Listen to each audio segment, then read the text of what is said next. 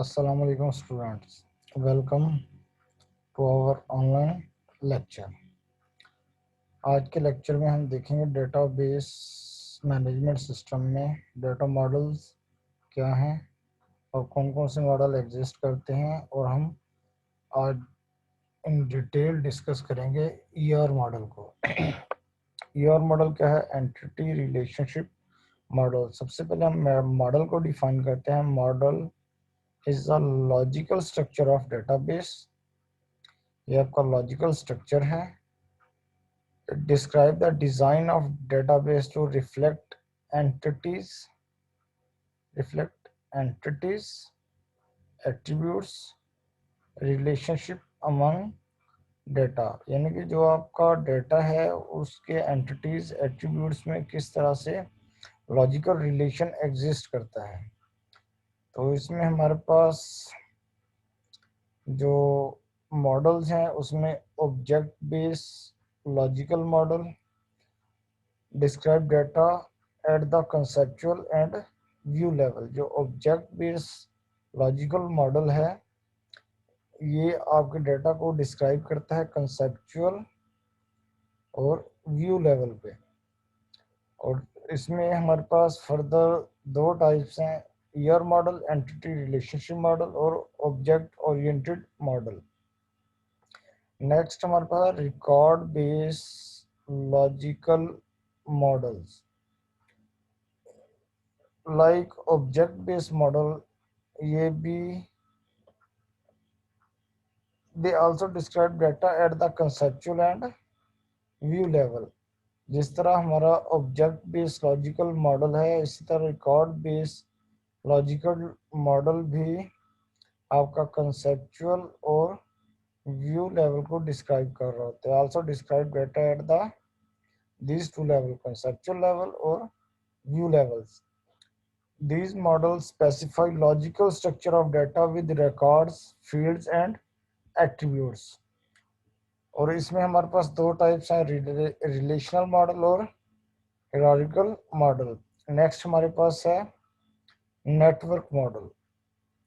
Network model जो है हमारा ये सेम है आपके हायरार्किकल मॉडल की तरह, लेकिन इसमें क्या होता है, हायरार्किकल मॉडल में आपका ट्री बेस्ड स्ट्रक्चर होता है, लेकिन आपका जो नेटवर्क मॉडल होता है उसमें आपका ग्राफ लाइक स्ट्रक्चर होता है। इसमें ग्राफ लाइक स्ट्रक्चर में क्या होता है कि आपके जो रिकॉर्ड्स हैं, जो सिंगल रिकॉर्ड होता है उसके मल्टीपल पेरेंट रिकॉर्ड्स हो सकते हैं, उसको हम क्या कहते हैं, ग्राफ लाइक स्ट्रक्चर। इस तरह फिजिकल डेटा मॉडल्स में आपके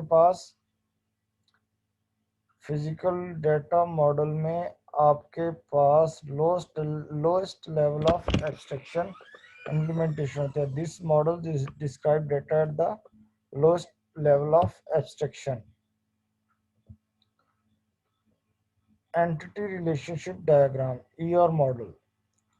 एंटिटी रिलेशनशिप डायग्राम्स या entity relationship models, ER model जिसे हम कहते हैं, describe the structure of database with the help of diagram. यानी कि इसमें जो आपका एंटिटी रिलेशनशिप है हम इसको पिक्टोरियल रिप्रेजेंटेशन आपके डेटाबेस की कह सकते हैं, या हम ग्राफ उसको in the form of diagrams represent करते हैं, इसको हम कहते हैं एंटिटी रिलेशनशिप डायग्राम। और ER model is the design of your, ER model आपका क्या है, डिजाइन है आपके डेटाबेस का। The main component of ER models are entity, यानी जो आपका इसके दो मेन कंपोनेंट है, जो इसके नाम से जिस तरह से आपका एंटिटी रिलेशनशिप मॉडल, इसके दो कंपोनेंट हैं, एंटिटी सेट और relationship set. What is in an entity relationship diagram? Year diagram show the relationship among entity set, यानी कि आपकी एंटिटीज, जो आपके डेटाबेस में एंटिटीज एग्जिस्ट कर रही हैं उसमें जो रिलेशनशिप है, ईयर डायग्राम की मदद से हम उसका रिलेशनशिप डिफाइन करते हैं। Entity set is a group of similar entities and these entities can have attributes. उसके जब आपकी एक एंटिटी है, जिस तरह स्टूडेंट एक एंटिटी है तो उसके एट्रीब्यूट्स क्या हैं, student ID, student name, student registration etcetera, ये उसके एट्रीब्यूट्स हो जाएंगे। An entity is a table और attribute of a table in database. Entity आपकी क्या है, एक टेबल हो सकता है या उसके attributes of a table in database. Next हम देखते हैं E R, a simple E R diagram. इसमें देखिए आपके पास एक डायग्राम है स्टूडेंट, इसमें जो आपका एक स्टूडेंट है ये एक एंटिटी को रिप्रेजेंट कर रहा है, कॉलेज आपका एक दूसरी एंटिटी को रिप्रेजेंट कर रहा है। और अगर हम इसमें देखें जो आपका स्टूडेंट है इसके कुछ एट्रीब्यूट्स हैं, स्टूडेंट आईडी, स्टूडेंट नेम और स्टूडेंट एड्रेस, ये इसके एट्रीब्यूट्स हैं। कॉलेज के एट्रीब्यूट्स आपके कॉलेज आईडी और कॉलेज नेम, ये इसके एट्रीब्यूट्स हैं। स्टडी, ये जो आपकी डायमंड शेप है स्टडी इन, ये आपका रिलेशनशिप है दोनों एंटिटीज के दरमियान, ये आपका रिलेशन शो कर रहा है। अगर हम इसको देखें student study in college, there is a relationship between student and college is study in, student study in college. और ये उसके फर्दर उसके एट्रीब्यूट्स हैं आपकी एंटिटीज के। ये एक सिंपल ईआर डायग्राम है कि आपका एक ईआर मॉडल किस तरह से रिप्रेजेंट किया जाता है। जो आपका डाटा का ईआर मॉडल इम्प्लीमेंट करते हैं तो उसको किस तरह से रिप्रेजेंट किया जाता है इन द फॉर्म ऑफ फिगर्स। अब इसमें हमारे पास देखें, अगर हम ये स्लाइड आप दोबारा देखें, इसमें ये देखें आपके पास जो ईआर डायग्राम्स हैं इसमें जितनी भी आप रिप्रेजेंटेशन कर रहे हैं, रेक्टेंगल, डायमंड शेप या एलिप शेप या आपकी जो लाइंस हैं, इन तमाम कंपोनेंट्स का कुछ ना कुछ मतलब है इस ईआर डायग्राम में। वो हम देखते हैं कि इसलिए जो रेक्टेंगल है रिप्रेजेंट एंटिटी सेट, जो आपका जो भी एंटिटी होगी उसको हम रेक्टेंगल शेप से रिप्रेजेंट करेंगे। और जो आपकी एक एंटिटी है उसके जो एट्रीब्यूट्स हैं उसको हम एलिप्स शेप से रिप्रेजेंट करेंगे। और इसी तरह जो एंटिटीज में रिलेशनशिप पाया जाता है उसको हम डायमंड शेप से रिप्रेजेंट करते हैं। लाइंस का क्या है, the link attribute to entity, जो एक एंटिटी है उसके एट्रीब्यूट्स को लिंक करते हैं हम एट्रीब्यूट्स को एंटिटी से। और entity set to relationship set, यानी कि जो उसका रिलेशनशिप लाइंस इसलिए यूज होती हैं कि आपके एट्रीब्यूट्स को एंटिटी के साथ लिंक करने के लिए और आपके एंटिटी सेट को रिलेशनशिप सेट से लिंक करने के लिए। और डबल एलिप्स जो शेप होती है आपकी मल्टी वैल्यूड एट्रीब्यूट्स होती हैं, यानी कि जो एक एट्रीब्यूट है वो मल्टीपल वैल्यू उसकी मल्टीपल वैल्यू होंगी उसमें। जिस तरह आपका फ़ोन नंबर है, लेट सपोज एक स्टूडेंट का फ़ोन नंबर हम सेव करना चाह रहे हैं तो एक स्टूडेंट के मल्टीपल फ़ोन नंबर्स हो सकते हैं, यानी कि multi value attributes. Dashed ellipse derived attributes, अगर आपका एक एलिप्स शेप है लेकिन वो डैश्ड फॉर्म में है, यानी कि इस तरह से आपके पास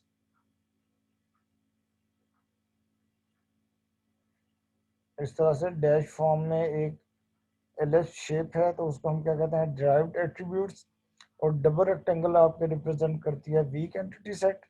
और डबल लाइन रिप्रेजेंट क्या करता है, total participation of entity in a relationship set. अगर आपके पास डबल लाइंस कहीं पे शो हो रही है या डायग्राम में तो उसका है total participation of an entity in a relationship set. Next हमारे पास component of ER diagram. ER model जब हम बनाते हैं तो उसमें जो उसके कंपोनेंट्स हैं वो कौन कौन से होते हैं, एक तो एंटिटी, रिलेशनशिप और एट्रीब्यूट्स।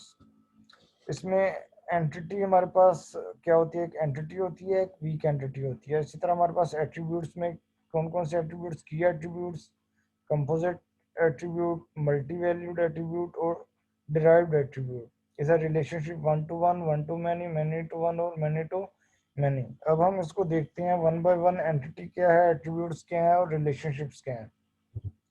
एंटिटी, एंटिटी आपका एक ऑब्जेक्ट है और कंपोनेंट ऑफ डाटा। अगर हम यहाँ देखें स्टूडेंट आपकी एक एंटिटी है, कॉलेज आपकी एक एंटिटी है। ये रेक्टेंगल शेप में जो आपका डाटा है ये एक एंटिटी को शो करता है रेक्टेंगल फॉर्म में।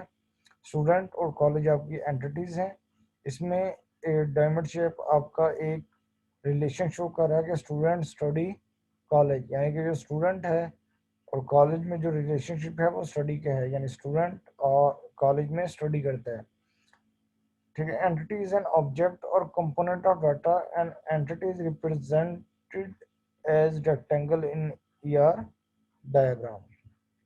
वीक एंटिटी आपकी क्या होती है जिसको हम यूनिकली आइडेंटिफाई नहीं कर सकते। जिस तरह आपका एक बैंक अकाउंट है, लेट्स सपोज मैं कहता हूँ 1 2 3 4 5 6, ये एक बैंक अकाउंट है। अगर आप 1 2 3 4 5 6 को देखें तो आप उसको आइडेंटिफाई नहीं कर सकते कि ये किस बैंक का अकाउंट है। उसके लिए आपको एक और एंटिटी एक और एंटिटी चाहिए होगी जो डिस्क्राइब करेगी कि ये अकाउंट किस बैंक का है। अगर account number with its name, यानी कि अगर आपके पास एक एट्रीब्यूट्स आपके पास एक एंटिटी है और उसको एक्सप्लेन करने के लिए आप एक और एंटिटी के साथ उसका रिलेशनशिप डिफाइन करते हैं तो वो कम्प्लीटली डिफाइन होती है, यानी कि वो यूनिकली आइडेंटिफाई नहीं कर सकते। आप अकाउंट को अकेले आइडेंटिफाई नहीं कर सकते। जिस तरह 1 2 3 4 5 6 है, उसको आप आइडेंटिफाई नहीं कर सकते ये किस बैंक का है। उसके साथ आपको एक उसका बैंक नेम भी बताना होगा। An entity that can not be uniquely identified by its own attributes and rely on the relationship with other entity is called weak entity. यानी कि एक एंटिटी को डिफाइन करने के लिए आपको उसके दूसरी एंटिटी का रिलेशनशिप की ज़रूरत पड़ती है डिफाइन करने के लिए। उसको हम क्या कहते हैं, वीक एंटिटी कहते हैं। कि यानी कि जो एंटिटी है by itself cannot be uniquely identified but it can be identified with the help of an other entity. Attributes attributes describe the property of an entity. Entity है उसकी further जो प्रॉपर्टीज हैं उसको हम attributes कहते हैं। Attribute is represented as oval shape in ER diagram. इसमें हमारे पास कौन कौन से एट्रीब्यूट्स हैं? Key attributes, composite attributes, multi valued attributes और डिराइव्ड एट्रीब्यूट्स। हम देखते हैं की एट्रीब्यूट्स। की एट्रीब्यूट्स आपके पास क्या होता है? की attributes can uniquely identify an entity from an entity set. Let's suppose अगर आप यहाँ देखें डायग्राम में, स्टूडेंट आपकी एक एंटिटी है और इसके जो एट्रीब्यूट्स हैं वो आपके क्या है? रोल नंबर, नेम, एज और एड्रेस। इसमें हम देखें नेम किसी दो स्टूडेंट्स का सेम हो सकता है, एज भी सेम हो सकती है, मे बी एड्रेस भी सेम हो सकता है कुछ स्टूडेंट्स का। लेकिन हम की एट्रीब्यूट्स उसको कहते हैं जो यूनिकली आइडेंटिफाई करे आपकी किसी एंटिटी को आपके एंटिटी सेट में से। ठीक है। For example student roll number can uniquely identify as student from a set of students. अगर मैं कहता हूँ रोल नंबर 1, मैं क्लास में कॉल करता हूँ रोल नंबर 1, ये रोल नंबर जो आपके क्लास के हैं ये आपकी यूनिक आइडेंटिफिकेशन है इन योर क्लासरूम। तो इसमें जब हम ईयर डायग्राम शो करते हैं या उसका डायग्राम ड्रॉ करते हैं तो उसमें जो आपकी की एट्रीब्यूट्स है उसके अगर टेक्स्ट को अंडरलाइन किया हो, किसी शेप में टेक्स्ट को अंडरलाइन किया हो, तो वो रिप्रेजेंट करती है कि ये जो आपका एंटिटी का एट्रीब्यूट है। जिस तरह इसमें हमारे पास ये देखें रोल नंबर को अंडरलाइन किया होगा तो इसका मतलब है ये हमारे पास की एट्रीब्यूट्स है स्टूडेंट एंटिटी का। नेक्स्ट हमारे पास है कंपोजिट एट्रीब्यूट। कंपोजिट एट्रीब्यूट का combination of other attributes is known as composite attribute. यानी कि अगर आपके पास एक एट्रीब्यूट है, उस एट्रीब्यूट को डिफाइन करने के लिए हमें उसके फर्दर एट्रीब्यूट्स रिक्वायर्ड होते हैं। जिस तरह एड्रेस है, एड्रेस इटसेल्फ एक एट्रीब्यूट है, लेकिन इस एड्रेस एट्रीब्यूट को डिफाइन करने के लिए हमें फर्दर एट्रीब्यूट्स की ज़रूरत पड़ती है। जिस तरह पिन कोड या एरिया कोड, आपका स्टेट या आपका कह सकते हैं डिस्ट्रिक्ट, कंट्री। यानी कि अगर आप एक कंप्लीट एड्रेस लिखते हैं तो उसके लिए आपको country code, pin, state, country, TC, आप उसको तमाम एक्सप्लेनेशन देनी पड़ती है। तो एड्रेस को फर्दर एलेबोरेट करने के लिए उसको हम उसके फर्दर एट्रीब्यूट्स डिफाइन करते हैं। उसको हम क्या कहते हैं? Composite attribute. An attribute that is a combination of other attribute is known as composite attribute. Multi valued attributes. Multi value attribute वो एट्रीब्यूट जिसमें मल्टीपल वैल्यूज स्टोर हो सकती हैं। लेट्स सपोज आपका स्टूडेंट फोन नंबर है, उसमें phone number आपके एक या एक से ज़्यादा, यानी कि आपका यू फोन जैज आप दो नंबर यूज़ कर रहे हैं, तो आपका जो स्टूडेंट फ़ोन है, अगर आप दोनों अपने फ़ोन नंबर प्रोवाइड करते हैं तो आपके स्टूडेंट फ़ोन नंबर के रिस्पेक्टिव दो फ़ोन नंबर आप उसमें स्टोर करें, उसे हम क्या कहते हैं? Multi valued attribute. Derived attribute क्या होता है?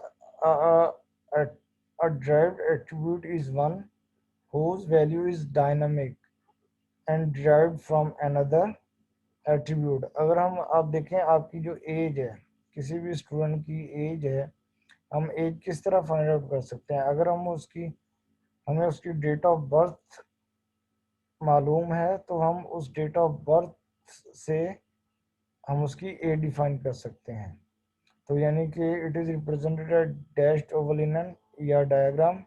The derived attribute is one whose value is dynamic and derived from another attribute, age और डेट ऑफ बर्थ। देखें ये एक एट्रीब्यूट है, ये आपका एज एट्रीब्यूट है। जो एज एट्रीब्यूट है ये डिपेंडेंट है आपके डेट ऑफ बर्थ पे। अगर डेट ऑफ बर्थ से हम एज फाइंड कर सकते हैं, लेट्स सपोज हम कहते हैं एक पर्सन है, उसकी डेट ऑफ बर्थ है 2010,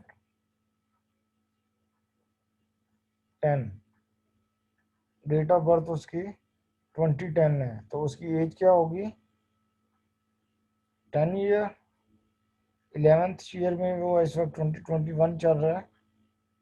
अब 2021 ये 2021 है, अगर उसकी डेट ऑफ बर्थ 2010 है तो हम उसकी एज जो है वो डेट ऑफ बर्थ से डिराइव कर रहे हैं कि उसकी जो एज है वो 10 ईयर है। यानी कि एक एट्रीब्यूट जो है वो दूसरे एट्रीब्यूट पर डिपेंडेंट हो तो हम उसको कहते हैं ये उसका डिराइव्ड एट्रीब्यूट है। इसको हम एज को डिराइव करने के लिए डेट ऑफ बर्थ को कंसिडर करते हैं। यानी कि इसके जिस तरह ये एक डायनामिक एट्रीब्यूट वैल्यू है।